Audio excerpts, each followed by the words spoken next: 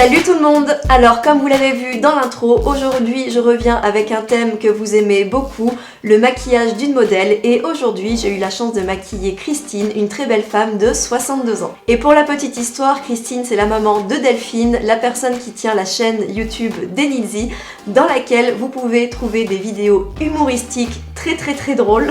Et dernièrement, Denilzy a donc publié une vidéo Mariée au premier moment, donc un remake de Mariée au premier regard. Et pour cette occasion, j'ai maquillé Delphine en mariée, en fait, maquillage mariage. Donc si cette vidéo vous intéresse, je vous mets le lien dans la barre d'infos. Et vous pourrez y voir ma petite tête apparaître, parce que du coup, pour l'occasion, Denilzy a fait un petit peu de pub pour Face to Face. En ce qui concerne le maquillage, j'ai une fois de plus misé sur le naturel, tout simplement parce que c'est ce que Christine désirait. Elle ne se maquille pas beaucoup au quotidien. Et nous, l'important quand on a des modèles qui viennent, c'est aussi de correspondre à leur personnalité, à leurs envies, tout en leur donnant et tout en vous donnant les bons conseils, les bonnes astuces professionnelles, voilà, des choses qui puissent vous servir pour votre maquillage au quotidien. En ce qui concerne les caractéristiques du visage de Christine, alors Christine a une très belle peau très lumineuse, on sent qu'elle en prend énormément soin et ça c'est vraiment top quand on veut avoir un beau maquillage. Au niveau des yeux, Christine a de grandes paupières avec une légère ptose de la paupière fixe qui tombe donc sur la paupière mobile, donc une paupière tombante. J'aurais pu maquiller un peu plus ses yeux, mais j'ai choisi de ne pas le faire parce qu'elle a pas mal de cheveux qui passent devant ses yeux. Du coup, je ne voulais pas plus charger ses yeux au risque de durcir son regard. Donc si c'est votre cas, si vous avez le même style de coupe, une frange ou des mèches qui passent devant le visage, évitez de trop charger vos yeux pour éviter de durcir votre regard, encore une fois, et donc pour éviter de vous vieillir. Parce que même si votre but c'est pas forcément de faire un maquillage rajeunissant, le but ce n'est pas non plus de se vieillir, sinon le maquillage n'a plus sa fonction de nous embellir. Donc comme je n'ai pas beaucoup maquillé son regard, j'ai misé sur son teint et j'ai misé aussi sur une très belle couleur de rouge à lèvres qu'elle m'a amené et que j'ai juste adoré, j'ai trouvé que ça lui allait super bien. Je ne vous en dis pas plus, je vous laisse découvrir le tuto. Comme d'habitude, on vous met le timer dans la barre de description pour retrouver là où les parties qui vous intéressent et moi je vous retrouve juste après pour la conclusion. Alors Christine, tu es prête? Oui. Oui, c'est parti. Alors tu as mis tes soins ce matin? Oui. Oui. Alors je vais juste passer un petit brumisateur sur l'ensemble de ton visage pour le rafraîchir. Pour rafraîchir, il va falloir plus que de l'eau, non? Ça apporte un petit côté hydratant et confort à la peau. Ça fait pas du bien? Oui, c'est bon, voilà. Génial. J'ai 20 ans de moins. C'est une première étape. Oui. Alors tu m'as un petit peu montré ton maquillage, donc tu as l'air d'avoir quand même pas mal de choses, mais j'ai remarqué que tu n'avais pas de base pour le teint. Non. De primer. Non, non. J'ai pas de primer. Tu n'as pas de primer. Est-ce que tu sais ce que c'est? Il me semble que j'ai su, mais... Mais je ne suis plus tout à fait sûre. C'était au siècle dernier. Ça sert en fait pour la longue tenue de ton fond de teint et ça va aussi permettre à ton fond de teint d'avoir un meilleur aspect sur ta peau. Ah oui. Des promesses extraordinaires. Tu en mets 2 couches? Je t'en mets 2 couches. Donc là je vais utiliser la base de chez By Terry, la Hyaluronic Hydra Primer. Donc là vous la connaissez toutes celle-ci, parce qu'on l'utilise beaucoup en ce moment. Voilà, donc quand tu mets ta base, tu la poses et tu l'étires normalement, comme si tu mettais une crème, sauf que la différence d'une crème c'est que tu vas pas essayer de la faire pénétrer. Tu vas juste poser et étirer. Ok. D'accord? D'accord. Et la base, ça n'aura pas du tout d'incidence sur la couleur de ta peau, enfin en tout cas pas celle-ci. C'est neutre. C'est neutre, exactement. D'accord. Mais par contre, il faut pas non plus, tourne vers moi, Pardon. il faut pas non plus en mettre beaucoup, sinon après ton fond de teint il risquerait de pelucher. Donc ça c'est pas, ferme les yeux, obligatoire tous les jours, mais tu peux l'utiliser par exemple les jours de grands événements, comme pour le mariage de ta fille dernièrement. Alors ensuite, tu m'as ramené ton fond de teint de chez MAC Studio, donc c'est le Face and Body Foundation. Et c'est vrai que ce fond de teint il est bien parce qu'il est hyper aqueux. Tu sais, il est très léger. Voilà, il est facile à appliquer. Ouais. Donc je vais quand même vérifier la teinte de ton fond de teint. Elle est parfaite. Donc bien sûr, ce genre de fond de teint hyper aqueux, on le secoue énormément pour bien mélanger toutes les phases. Je sais pas si tu le fais d'habitude. Pas trop. Pas vraiment, non. Bon, bah, j'apprends des choses. Voilà. Hein, et on va l'appliquer à l'éponge, donc vraiment d'une manière très light.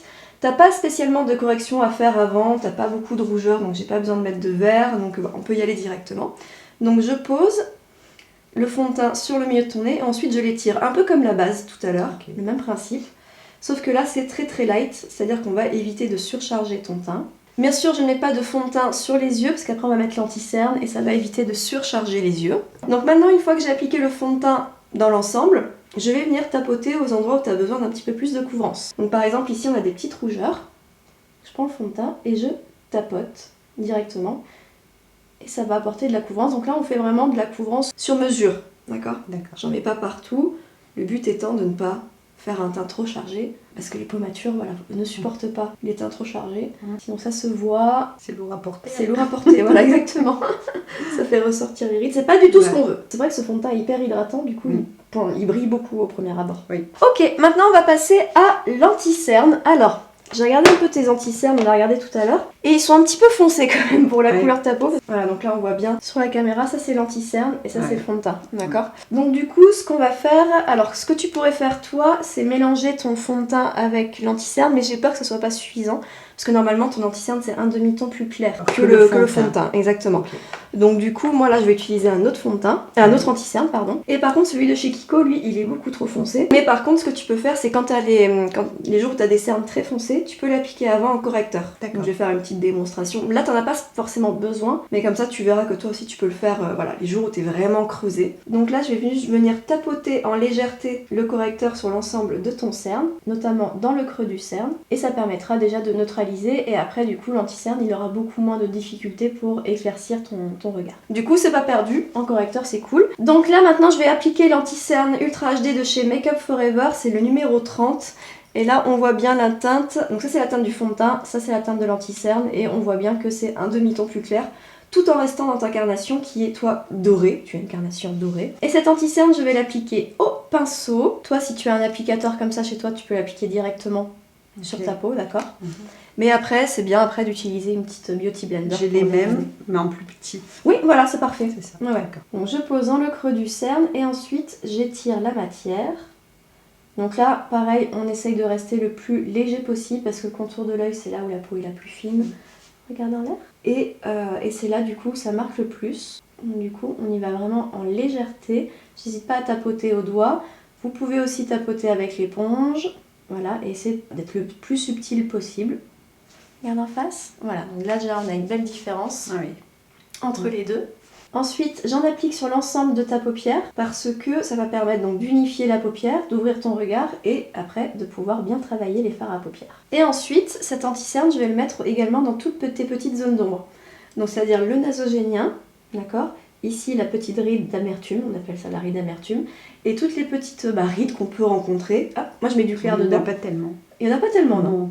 Non. Non mais c'est vrai, il n'y en a pas énormément. Si, il y en a. Non mais pas beaucoup. Moi je viens faire une petite illusion d'optique pour les repulper. Là au niveau de la commissure, je prends l'anti-cerne et je remonte toujours vers le haut. Ça, faut pas oublier, c'est toujours vers le haut, c'est jamais dans ce sens ni dans ce sens, sinon ça va accentuer. Pareil pour le nasogénien, je finis toujours en dégradant vers le haut. Et je fais attention de ne pas mettre beaucoup de produits. Au niveau de l'extérieur de l'œil, hop, je mets l'anti-cerne en remontant pour commencer à faire un effet lift. Ensuite, je le mets également dans la ride du lion. Ensuite, là, je le mets dans toutes les petites rides du front. Et ensuite, je dégrade. Donc ça, bien sûr, c'est les jours où tu as le temps, où tu as envie de pousser le teint à son maximum, tu vois. Voilà, donc là, vous voyez la différence entre le côté où il y a de l'anti-cerne aux bons endroits et le côté où il n'y a pas du tout d'anti-cerne. Ok, donc là, je viens de finir les deux côtés du visage avec l'anti-cerne.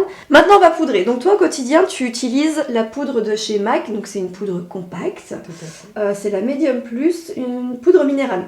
Donc effectivement, cette poudre a l'air pas mal parce qu'elle a l'air d'accrocher un petit peu la lumière, c'est cool.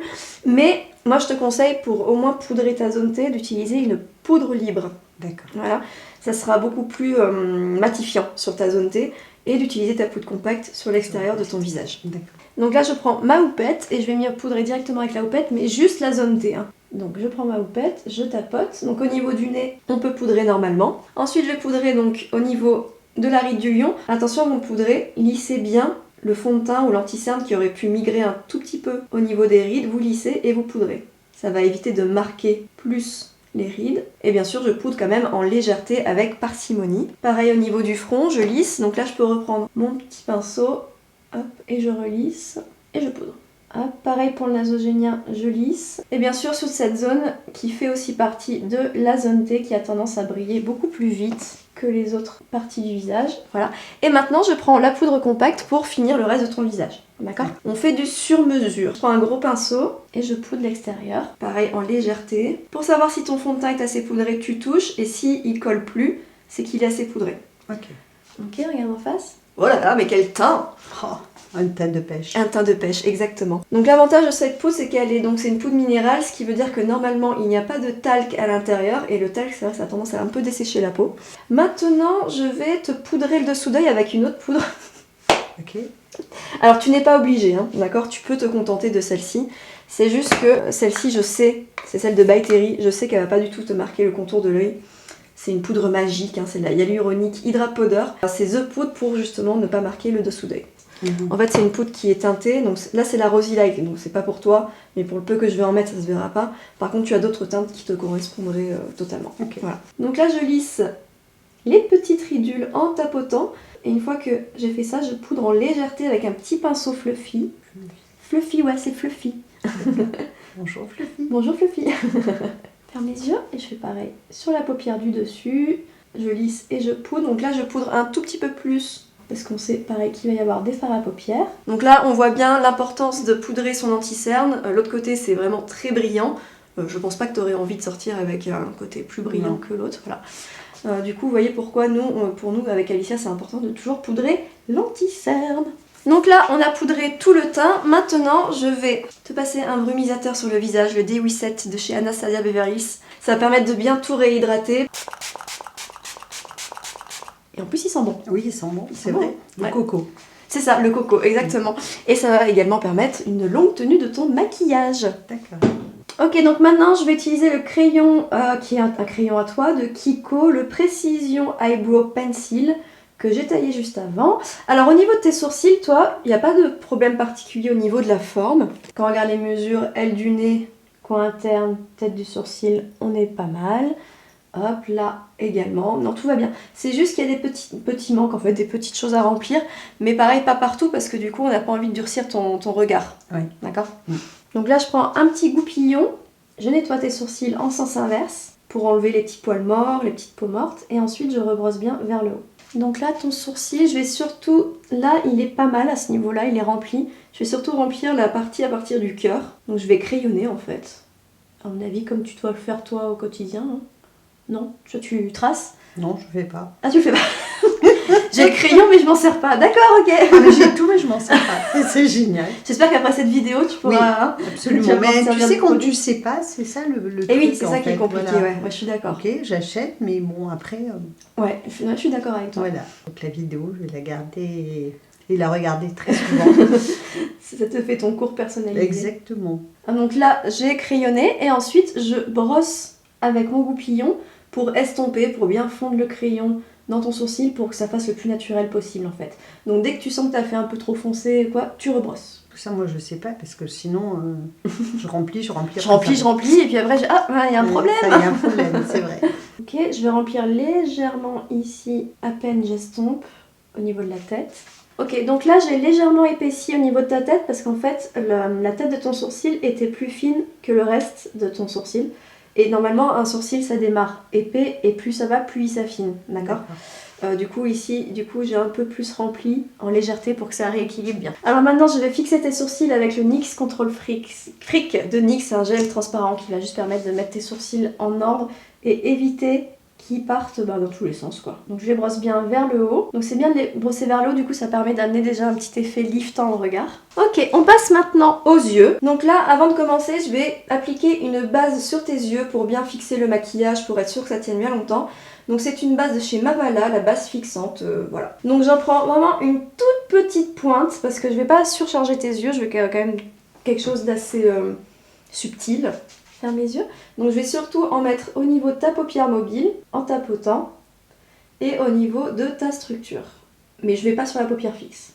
Alors maintenant je vais utiliser la palette Nude de chez Beauty Bay, et je vais utiliser la couleur Warm and Cozy. Donc c'est une couleur normalement de transition, mais que là je vais utiliser pour structurer ta paupière. Donc au niveau de la forme de tes yeux, donc tu as une grande paupière fixe. Tu as une paupière mobile normale, mais la paupière fixe a tendance du coup à tomber. Du coup ta paupière est un peu tombante et du coup forcément on voit moins ta paupière mobile. Du coup on va structurer à ce niveau-là. Par contre on va pas amener le fard jusqu'ici parce que ici tu as très peu d'espace. Et du coup si je ramène le fard jusque là, ça risquerait de te durcir le regard, d'accord?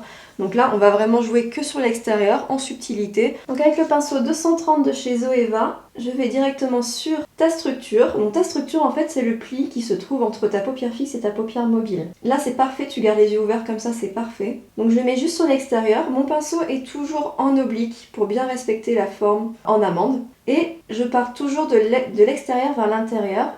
Et l'extérieur sera toujours un peu plus épais. Et plus je ramène vers l'intérieur, plus c'est fin. Donc là, je viens juste de poser la couleur. Maintenant, je vais la dégrader avec un pinceau neutre. Donc là, j'utilise le E59 de chez Sigma. Et je viens flouter l'ensemble pour apporter une ombre plutôt naturelle. Et ensuite, je viens réintensifier le fard. Donc là, je n'ai pas rajouté de fard beige à ce niveau-là, tout simplement parce que j'ai déjà poudré les paupières. Du coup, la poudre permet de dégrader le fard à paupières marron que je viens de mettre. Et ensuite, là, on sent que ta paupière mobile... t'as une grande paupière mobile en fait, c'est même pas normal, elle est grande. Du coup je vais la rééquilibrer, c'est-à-dire que mon marron, je vais aussi le mettre dans ce sens. C'est-à-dire que je vais aussi maquiller ta paupière mobile pour équilibrer. Donc même principe, je pars de l'extérieur vers l'intérieur, plus épais et ensuite j'affine. Je prends le gros pinceau et je dégrade. Si jamais vous en ressentez le besoin, vous pouvez de temps en temps tirer sur la paupière. Maintenant je vais utiliser la palette, la fameuse nouvelle palette de Sananas et comme je vous l'ai dit dans la précédente vidéo, c'est une abonnée Maryse qui nous l'a offert, donc merci encore, je te remercie encore. Et je vais utiliser la couleur Nope au ras de tes cils. C'est vraiment juste pour créer une ligne un tout petit peu plus épaisse, mais ça va être très subtil. Et cette couleur va permettre de pouvoir faire ressortir un petit peu la couleur de tes yeux qui est noisette. Donc j'utilise le wing liner de chez Zoeva. Et là, donc bien au niveau du ras de cils, je fais plus épais et ensuite j'affine considérablement le fard. Je prends un petit pinceau, donc là c'est le 237 de chez Zoeva, qui vient dégrader ma ligne, mon fard. Voilà, et là tout de suite, ça remonte bien ton œil sans en faire des caisses. Donc maintenant on va passer au mascara. Parce que c'est avec le mascara qu'on voit vraiment le résultat, s'il y a des choses à rajouter, à enlever, etc. Donc bien sûr, avant de passer au mascara, le recourbe-cils, tu l'as déjà utilisé? Non, jamais? C'est une fois, je crois.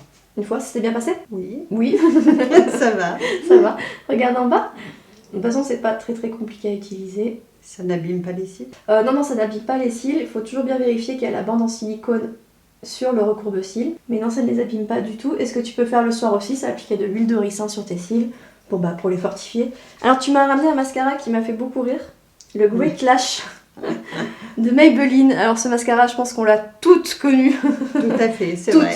Hein, ça a été pendant plusieurs années le mascara de toutes les femmes. Il était super. Mais moi maintenant je trouve qu'il est quand même pas suffisant pour apporter du volume, de la longueur. Oui. Il est hyper bien pour le naturel en fait. Quand on en met un petit peu sur le cil, c'est largement suffisant. D'accord. Mais là, comme tu es un peu plus maquillée sur les yeux, il faut apporter un peu plus de gainage. D'accord. Du coup, on va essayer, je ne l'ai pas essayé, il est tout neuf, le mascara bio de chez Lavera, c'est le Butterfly Effect.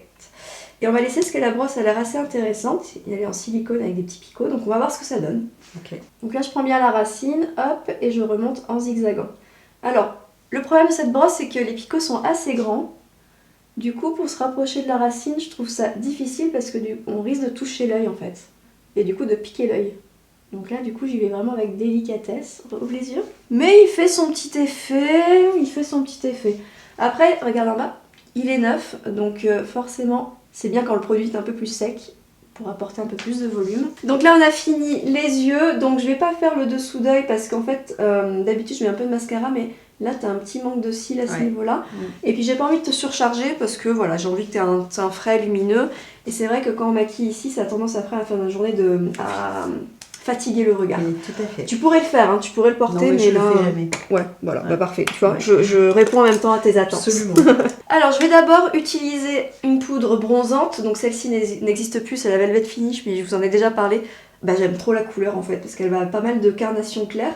Donc, du coup, avec cette petite poudre bronzante, je viens structurer légèrement ta joue, donc le creux de ta joue, très léger en subtilité. Et ensuite, je viens en placer sur l'ovale de ton visage pour structurer un petit peu plus. Et aussi au niveau du menton. Ça permet de remonter un petit peu cette zone. J'en mets un tout petit peu sur le front, mais pas trop parce que tu as un petit front. Et puis ta coupe de cheveux fait qu'on n'a pas forcément besoin d'en trop en mettre. Et maintenant, je vais mettre du blush. Alors la couleur que toi tu as, elle est pas mal, mais je la trouve un petit peu terne quand même. Je vais te mettre quelque chose un peu plus rosé. C'est un bois de rose, et le bois de rose, c'est vraiment ce qui donne la couleur la plus naturelle. C'est un petit peu comme si tu venais de courir, de marcher dans les bois, tout ça, tu vois. Et que tu revenais avec tes petites rougeurs naturelles. Sauf que là, c'est mieux placé. Donc là, je prends le gros pinceau de tout à l'heure, hop, et je vais en mettre vraiment sur le haut de ta pommette, en légèreté, en subtilité, et légèrement sur le bombé de ta joue, mais assez très très léger. Et ensuite, je reprends ma Beauty Blender et je dégrade le blush. Alors maintenant pour le rouge à lèvres, tu m'as apporté ce rouge à lèvres et j'aime beaucoup la couleur. Et l'odeur. Ouais, ils sont super bons, c'est vrai. Donc c'est un rouge à lèvres de chez MAC, c'est le Beetroot. Donc je vais juste regarder la couleur avec en légèreté pour voir ce que ça donne avec le maquillage. Donc c'est validé, nous appliquons ce rouge à lèvres. Je n'ai pas trouvé de crayon correspondant à la couleur de ce rouge à lèvres. Du coup ce qu'on va faire, c'est que je vais faire tout le contour avec le rouge à lèvres. Et ensuite, je vais utiliser le Lip Line Perfector de chez Make Up For Ever, qui est un crayon transparent, que je vais passer tout autour et qui va permettre en fait au rouge à lèvres de ne pas migrer dans les ridules. Voilà, c'est ça. Donc ça c'est pratique quand vous n'avez pas la bonne couleur de crayon. Ok, donc je prends le rouge à lèvres avec un pinceau assez précis, tourne vers moi et tu fermes la bouche, voilà, super. Donc je commence d'abord par le cœur. Il est bien ce rouge à lèvres parce qu'il est en transparence en fait, il n'est pas mat. Donc là ensuite je pars de la commissure et je remonte vers le cœur pour repulper en légèreté les lèvres. Donc là sur la bouche de Christine, donc on a ce côté qui est beaucoup plus haut que le côté droit. Du coup on va le repulper, on va repulper le côté droit. Ok, donc là on a rééquilibré et ensuite la lèvre inférieure. Ok, donc là je viens de poser le rouge à lèvres. Ensuite tu vas mordiller le Kleenex pour bien enlever l'excédent. C'était l'instant glamour avec Christine.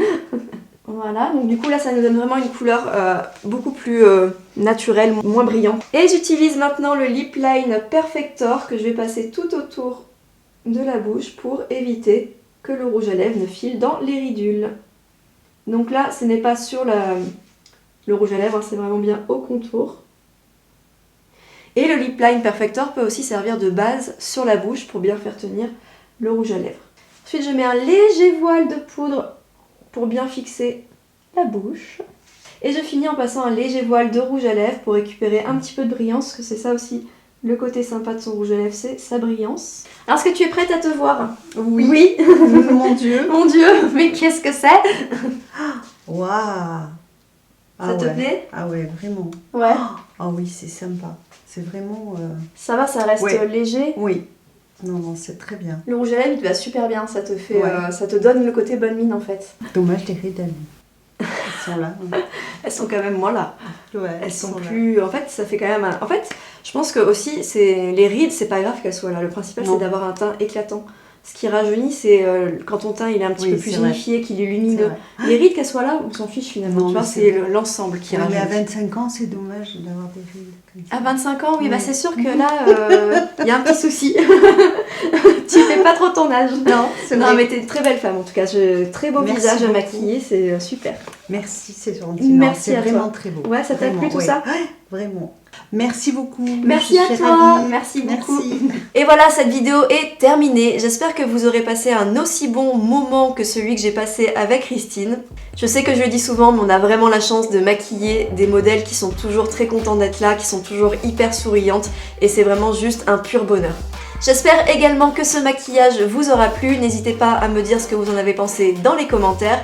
Et comme d'habitude, mon petit speech de la fin. Si cette vidéo vous a plu, n'hésitez pas à la liker, n'hésitez pas à vous abonner à notre chaîne. Et n'oubliez pas aussi que nous avons un compte Instagram où on y publie souvent des stories et du contenu. Voilà. Et je crois que c'est tout. Ah oui, et pour finir, un grand merci à toutes et un petit peu tous d'être là. Franchement, ça nous fait hyper plaisir. On voit que vous appréciez nos vidéos, vous appréciez notre contenu. Et pour tout le travail que ça demande, c'est le plus beau cadeau que vous puissiez nous faire. Donc merci à toutes et à tous. Je vous laisse, je vous fais de gros bisous et je vous dis à très bientôt. Bye bye!